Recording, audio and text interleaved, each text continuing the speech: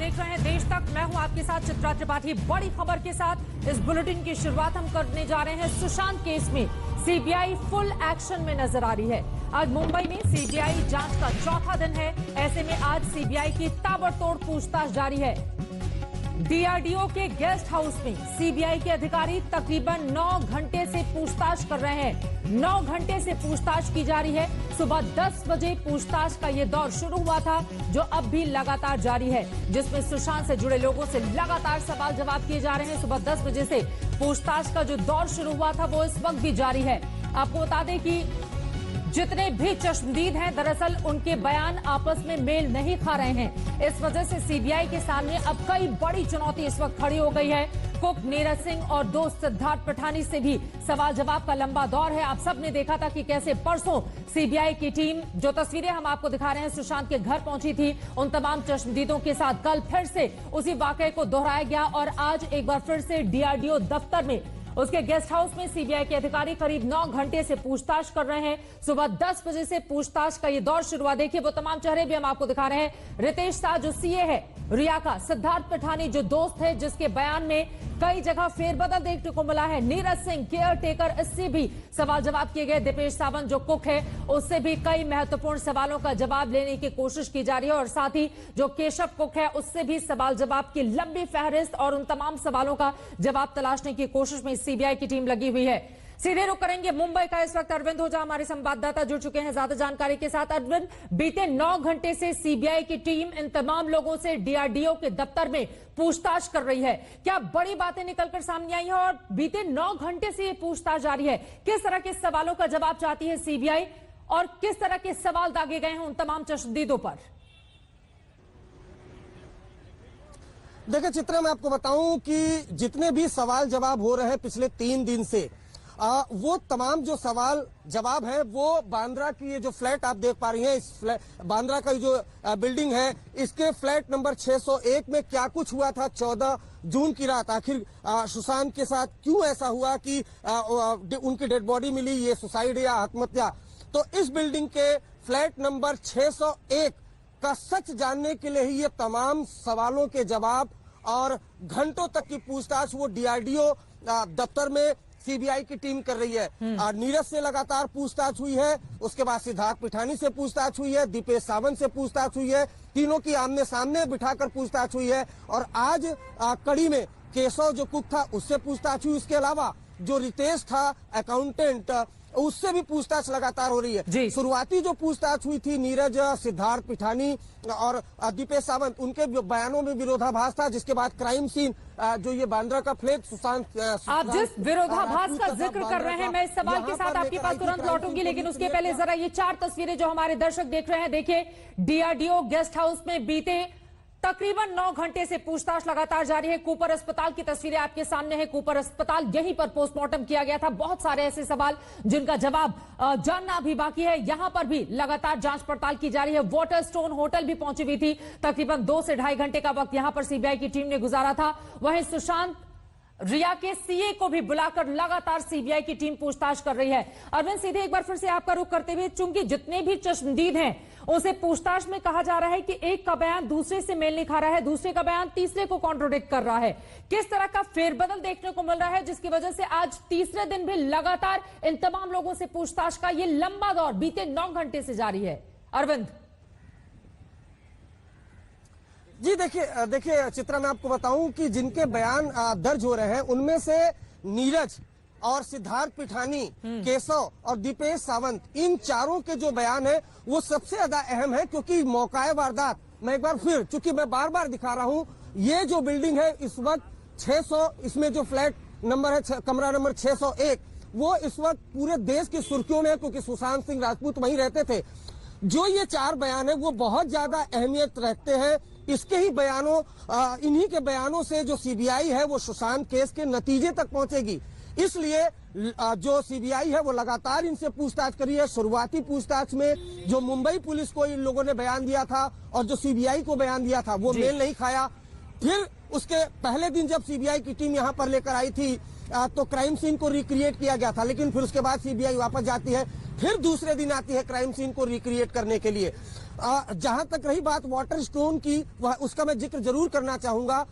पिछले साल spiritual healing के लिए ऐसा बताया जाता है कि सुशांत सिंह राजपूत वहां पर गए थे। दरअसल बांद्रा का जिस पहले फ्लैट में रहते थे, ऐसा बताया जाता है कि वहां पर भूत प्रेत आते थे, ऐसी बातें थी, जिस वजह से जो सुशांत सिंह राजपूत थे वो जो वाटर स्टोन है अंधेरी में मुंबई में, वहां पर उनको स्पिरिचुअल हीलिंग भी दी थी। ऐसा उनके करीबी, हाल फिलहाल के मौत से पहले के जो उनके करीबी थे जिन पर सवाल है, उन पर उठा था। इसलिए सीबीआई की टीम वहां पर भी गई थी। लेकिन आज फिर एक बार ताबड़तोड़ जो पूछताछ है वो की जा रही है नीरज से, दीपेश सावंत से, उसके अलावा जो रिया के अकाउंटेंट। बहुत शुक्रिया अरविंद ओझा इस पूरी जानकारी के लिए। आगे भी जानकारी आपसे हम लेते रहेंगे, लेकिन सबसे बड़ा सवाल, रिया चक्रवर्ती से कब पूछताछ करेगी सीबीआई की टीम?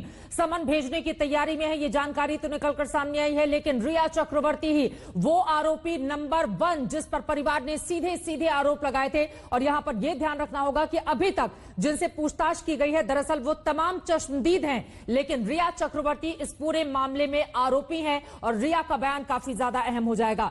लेकिन सुशांत सिंह राजपूत की रहस्यमय मौत की जांच में सीबीआई लगातार 4 दिन से कड़ी पूछताछ कर रही है।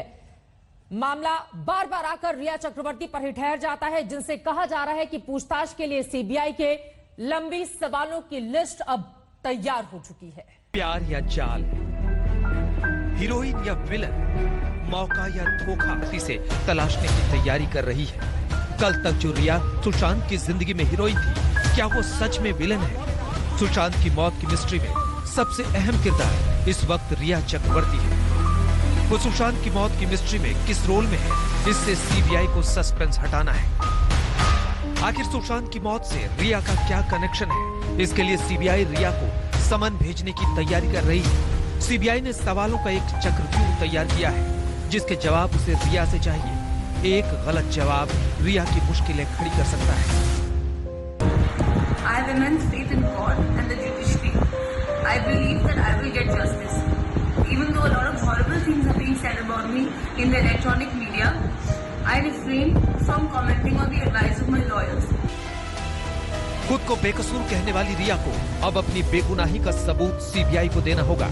सबसे पहले उन सवालों की लिस्ट जान लीजिए जिससे रिया का सामना होने वाला है। सुशांत के साथ कैसे रिश्ते थे? क्या सुशांत डिप्रेशन में थे? बताओ 8 जून को सुशांत का घर क्यों छोड़ा? क्या सुशांत से झगड़ा हुआ था? घर से जाने के बाद सुशांत से बात की? आखिरी बार सुशांत को फोन कब किया? सुशांत के खाते से पैसे कहां गए? क्या आप दोनों शादी करने वाले थे? सुशांत के परिवार से कैसे रिश्ते थे? रिया चक्रवर्ती, उनके भाई शौविक, उनके पिता इंद्रजीत और माताजी संध्या चक्रवर्ती, इन चारों को ही सीबीआई बहुत जल्द समन कर उनसे पूछताछ करेगी, उनसे सवाल जवाब करेगी, हर उस एलिगेशन के बारे में जो कि के सिंह ने अपने कंप्लेंट में लिखवाई है। रिया से ये सवाल सीधे तौर पर सुशांत से जुड़े हुए होंगे, जिसमें सुशांत और सुशांत के परिवार के रिश्तों को लेकर बात होगी, क्योंकि सुशांत के परिवार ने रिया पर कई गंभीर आरोप लगाए हैं। इसके अलावा कई सवाल सुशांत रिया की यूरोप ट्रिप, भाई शौविक के बैंक अकाउंट और महेश भट्ट को लेकर भी हो सकते हैं। यूरोप टूर पर क्या हुआ था? यूरोप टूर में शौविक क्यों साथ गया था? यूरोप टूर पर किसी बाहरी से मुलाकात हुई थी? सुशांत को कितने डॉक्टरों से मिलवाया? रिसोर्ट में कौन सा कमरा बुक रहता था?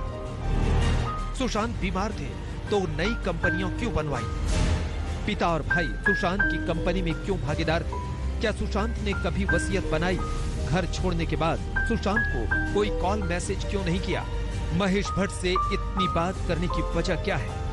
रिया के हर जवाब पर सीबीआई की पैनी नजर होगी। उनकी बॉडी लैंग्वेज और जवाब देने का तरीका सब सीबीआई के धुरंधर अधिकारी सच की कसौटी पर तौलेंगे। एक गलत जवाब रिया की मुश्किलें बढ़ा सकता है। रिया भी इस वक्त मीडिया के सामने आने से बच रही है। रिया ने खुद को अपने फ्लैट में कैद कर दिया है। आजकल महीना से ऊपर हो गया। महीना से ऊपर हो गया? आपको दिखी नहीं? ना। पहले कब दिखती थी जनरली? हाँ, पहले दिखती थी। कहाँ दिखती थी? यहीं घूमते फिरते या फिर गाड़ी से कभी आता था। रिया के अलावा उनके भाई और पिता को भी सीबीआई पूछताछ के लिए बुला सकती है, जहां पूरे परिवार को सुशांत से जुड़े हर सवाल का सही जवाब देना होगा। मुंबई से सौरभ वक्तानिया, दिव्येश सिंह और साहिल जोशी के साथ इन सबके बीच आपको बता दें, सीबीआई की पूछताछ में सिद्धार्थ पिठानी और नीरज सिंह के बयानों में काफी ज्यादा उतार चढ़ाव देखने को मिला है। ये ग्राफिक्स के जरिए आपको समझाते हैं कि आखिर दोनों का अलग अलग बयान क्यों है, दोनों अलग अलग बयान क्यों दे रहे हैं, जब एक ही साथ उस दिन सुशांत का शव जब कमरे से बरामद किया गया था, दोनों की मौजूदगी थी। देखिए, नीरज कहता है कि सिद्धार्थ ने चाबी वाले के जाने का इंतजार किया जिसने ताला तोड़ा था। मैं चाहता था कि चाबी वाला जल्द चला जाए, सिद्धार्थ पिठानी कहता है। नीरज, सिद्धार्थ ने एक बार दरवाजा खटखटाया, सुशांत को फोन किया, दरवाजा लगातार खटखटा रहा था। सिद्धार्थ पिठानी का यह बयान है। नीरज का बयान, सुशांत का चेहरा खिड़की की ओर था, जबकि यहां पर सिद्धार्थ पिठानी, सुशांत का चेहरा दूसरी ओर था। यहां पर दोनों के बयान में फर्क देखने को मिला है। कमरे में पहले एंट्री को लेकर अलग अलग बयान, कमरे में एंट्री को लेकर दरअसल नीरज और सिद्धार्थ पिठानी के अलग अलग बयान सामने आए हैं। लाश उतारने को लेकर भी अलग बयान सामने आए हैं इन दोनों के बीच। इसी वजह से लगातार आज चौथे दिन पूछताछ जारी है। सिद्धार्थ पिठानी ने कहा कि मैं परेशान था, जबकि नीरज ने कहा कि सिद्धार्थ परेशान नहीं दिख रहा था।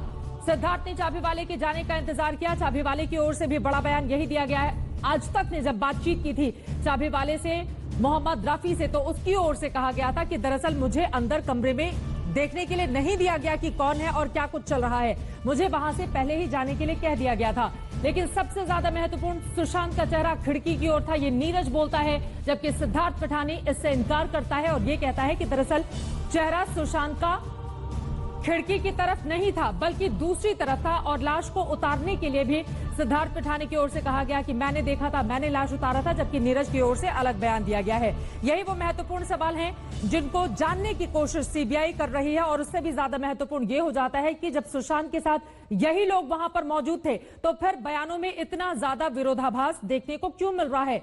एक जैसा बयान ये तमाम चश्मदीद आखिर क्यों नहीं दे रहे हैं। लेकिन इन सब के बीच सीबीआई रिया से सवाल जवाब करने से पहले जांच के हर पहलू को खंगालने में जुटी हुई है। आज कूपर अस्पताल में इन डॉक्टर्स से पूछताछ की गई जिन्होंने सुशांत सिंह राजपूत का किया था पोस्टमार्टम। आखिर सुशांत की मौत कैसे हुई? एजेंसी एक्टर की मौत का सच जानने के पीछे की हर वजह पता लगा रही है। सीबीआई किसी भी एंगल को नहीं छोड़ना चाहती। आज सीबीआई की एक टीम मुंबई के कूपर अस्पताल पहुंची, जहां अस्पताल के डॉक्टर से पूछताछ की। इसी अस्पताल में सुशांत के शव का पोस्टमार्टम हुआ था। सीबीआई की टीम ने शवगृह का मुआयना भी किया। जहां एक तरफ गवाहों से पूछताछ चल रही है, वहीं सीबीआई की एक टीम आज कूपर अस्पताल आई थी। कूपर अस्पताल में यहां पर सुशांत सिंह राजपूत के पार्थिव शरीर का पोस्टमार्टम हुआ था। यहीं पर पोस्टमार्टम हुआ था, तो यही वजह है कि सीबीआई को यहां से अहम सबूत मिल सकते हैं। दरअसल सुशांत की मौत के बाद कूपर अस्पताल पर भी सवाल खड़े किए जा रहे थे। सुशांत की पोस्टमार्टम रिपोर्ट में मौत के टाइम का जिक्र नहीं था। हालांकि बाद में सीबीआई की पूछताछ में अस्पताल की ओर से साफ किया गया कि सुशांत की मौत पोस्टमार्टम से करीब 10 से 11 घंटे पहले हुई थी। अस्पताल में पोस्टमार्टम रात को करीब 11 बजे हुआ था, यानी ये वही वक्त था जब सुशांत के घर में मौजूद लोग सुशांत की मौत की बात कह रहे हैं। छानबीन की जाएगी उन फोरेंसिक के डॉक्टर्स से कि टाइम ऑफ डेथ क्यों नहीं डाला उसमें पोस्टमार्टम रिपोर्ट में, क्योंकि टाइम ऑफ डेथ जो है वो बड़ा क्रूशियल हो जाएगा इसमें अगर टाइम ऑफ डेथ इनका अगर निकला है कोई 10 घंटा पहले का, तो ऑब्वियसली ये जो सर्वेंट बोल रहे हैं कि जूस पीने निकले तो सब झूठ है बिल्कुल।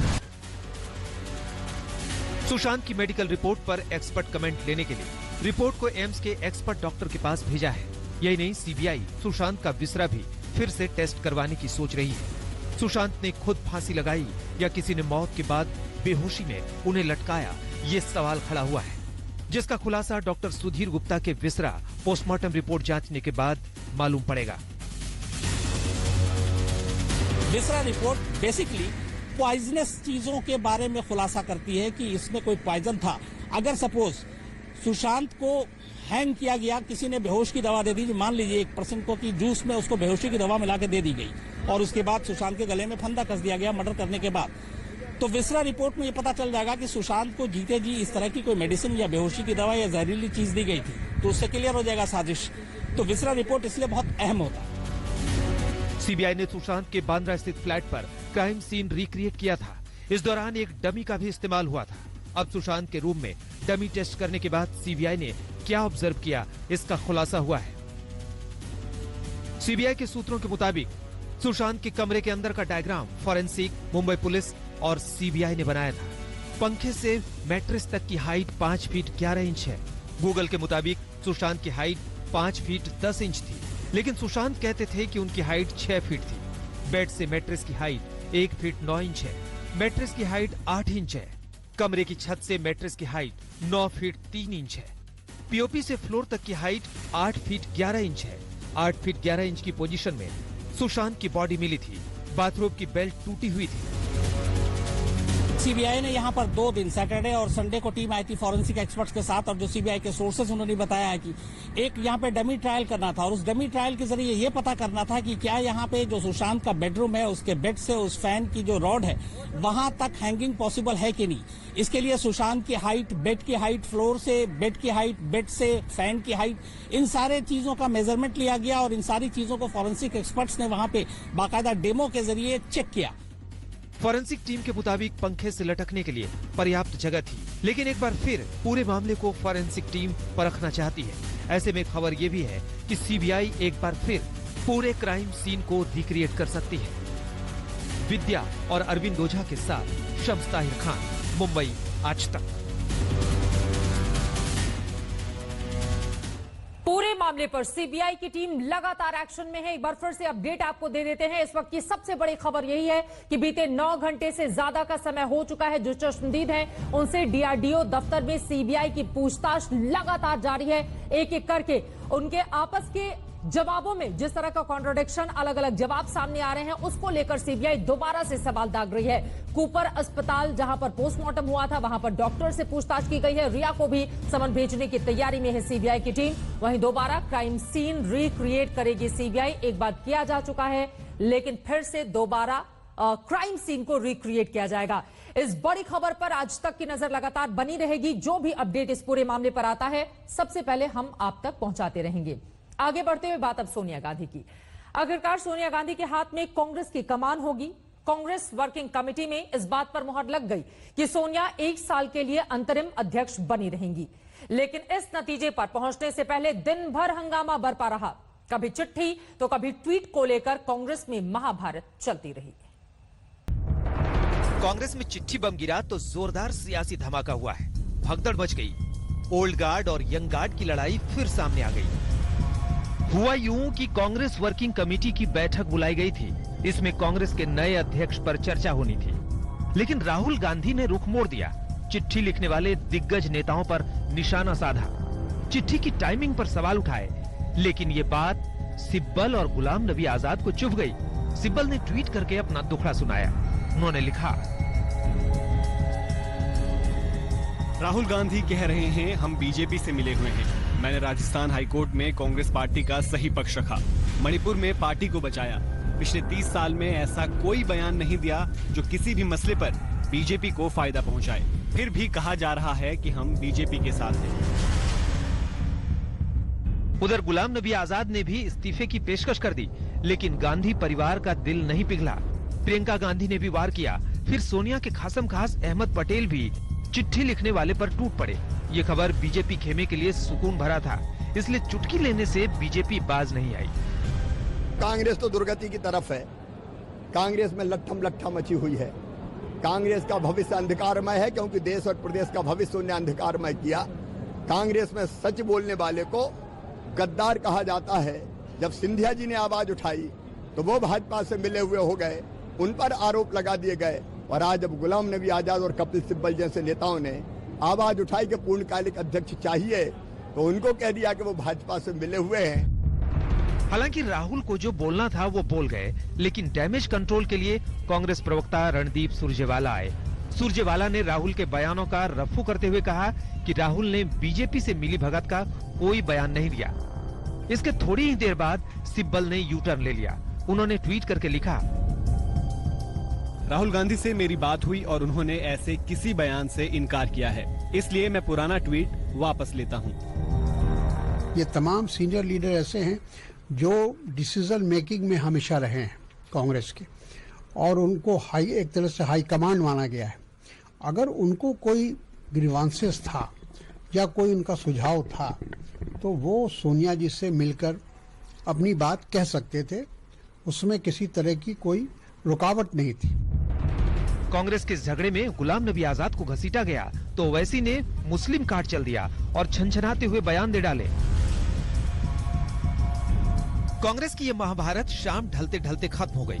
आखिरकार सीडब्ल्यूसी की बैठक में तय हुआ कि सोनिया गांधी फिर 1 साल तक कांग्रेस की अंतरिम अध्यक्ष बनी रहेंगी। इस फैसले के बाद कांग्रेस में उठा तूफान तो शांत हो गया, लेकिन क्या ये राजनीतिक ज्वालामुखी कभी भी फट सकता है? मुंबई से मौसमी सिंह के साथ आज तक ब्यूरो। और इस वक्त की बड़ी खबर आपको दे दें, हरियाणा के मुख्यमंत्री मनोहर लाल खट्टर कोरोना पॉजिटिव पाए गए हैं। खुद उनकी ओर से ट्वीट किया गया है। हरियाणा के CM Manohar Lal Khattar corona positive है। उन्होंने ट्वीट करके लिखा है कि मेरा टेस्ट हुआ आज और मैं कोरोना वायरस पॉजिटिव पाया गया हूं। मैं सभी से, अपने कुलीग से और जितने जुड़े हुए लोग हैं उन सभी से ये अपील करता हूं कि जितने भी लोग मेरे कांटेक्ट में आए हैं पिछले हफ्ते से, वो तमाम लोग अपना टेस्ट करवाएं। इसके आगे वो लिखते हैं, I request my close contact to move into strict quarantine immediately. यानी कि जितने भी क्लोज कॉन्टेक्ट में आए हुए लोग हैं उन सभी को क्वारंटीन वो तुरंत चले जाएं।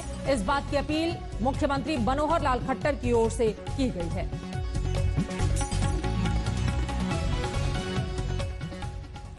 इसी के साथ देश तक में अभी के लिए बस इतना ही। एक छोटे से ब्रेक के लिए हम रुकेंगे, लेकिन रिया तेरे कितने राज। नमस्कार, मैं हूं अंजना ओम कश्यप। हमें उम्मीद है ये वीडियो आपको पसंद आया होगा। लेटेस्ट खबरों के लिए यूं ही देखते रहिए आज तक और इस वीडियो के पसंद आने पर लाइक, शेयर एंड सब्सक्राइब करना ना भूलें।